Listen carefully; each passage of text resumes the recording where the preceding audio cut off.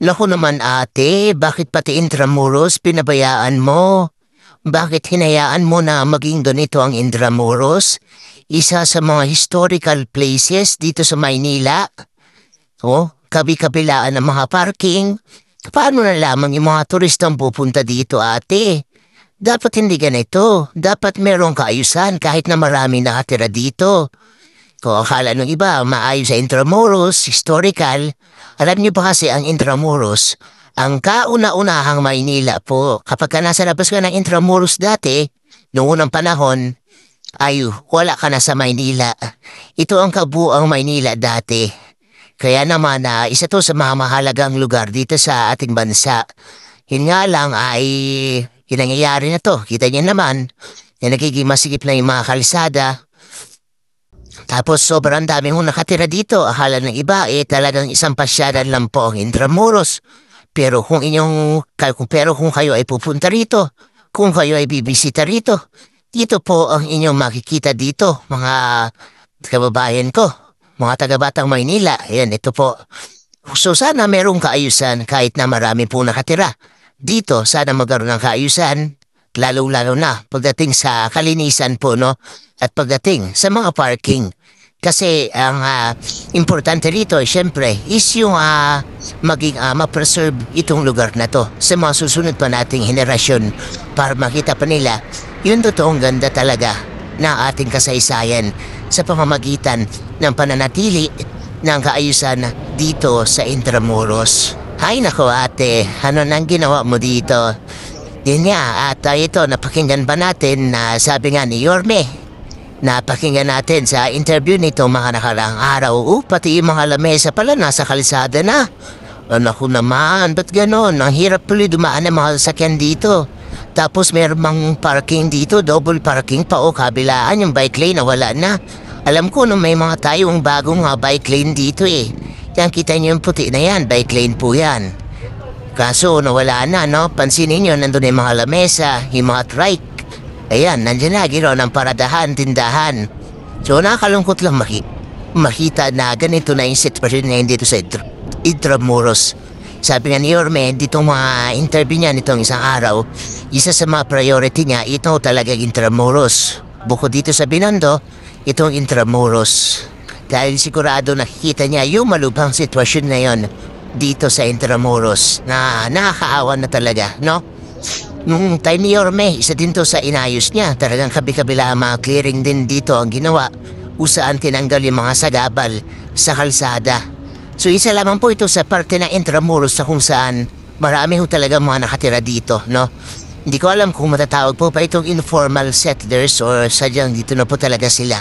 So wala po tayong idea dyan. But anyway, so sana kung ganon na marami nakatira dito, sana magkaroon man lang sila ng kaayusan, disiplina sa harap nila, sa nasasakupan nila. Para maging maayos pa rin po itong Intramuros at hindi naman nakakahiya sa mga local tourist and international tourist na dumadayo pa papunta rito sa Intramuros galing ng malalayong lugar para lang makita yung magagandang attraction dito. Tapos ganito yung makikita mo, di ba? O yan, kita niyo mga parking, di ba? Ang hirap ng dumaan. Kahit nga akong bisikleta, hirap na rin po. So yun, sana po ang maging isa sa maging priority ni Yorme, yun nga ay maging maayos ulit itong Intramuros. So para naman ito ay para sa kapakanan din po ng ating bawat isa sa mga susunod na henerasyon ng ating mga ninuno, ng ating mga anak para magkaroon sila ng idea kung ano ba yung dating hitsura ng Maynila. Sabi ko nga, ito po yung dating Maynila, no? Kapag ka nasa labas ka ng Intramuros, wala ka na sa Maynila. So yan po yung isa sa mga history talaga. Tsaka na mahitik at mayaman po sa kasaysayan itong Intramuros. So yun, kita niyo naman, no? Kabilaan, di ba? Nawala na yung bike lane. Hirap na yung mga sasakyan, no? Yan. So yun lang po na mga kabayan, maraming salamat at enjoy nyo lang yung ride natin dito around sa Intramuros. Thank you po and God bless sa inyong lahat. Manila, God first.